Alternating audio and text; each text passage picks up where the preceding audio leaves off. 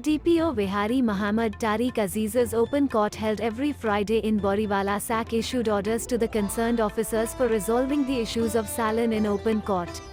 Maintaining law and order situation and making the area a free crime zone are our top priorities.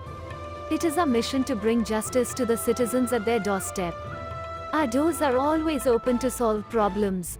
Muhammad Tariq Aziz District Police Officer Wahari, SAC SDPO Buriwala Farhat Rasool and SHOs of Circle Buriwala were also present during the open forum. DPO Wahari assured all the citizens that their problems would be resolved on merit and timely delivery of justice would be ensured. In case there is no rope, I can meet again without any hesitation.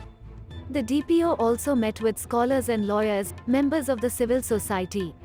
Later, he briefed SDPOs and SHOs on security regarding Ramadan. Bana News Buriwala.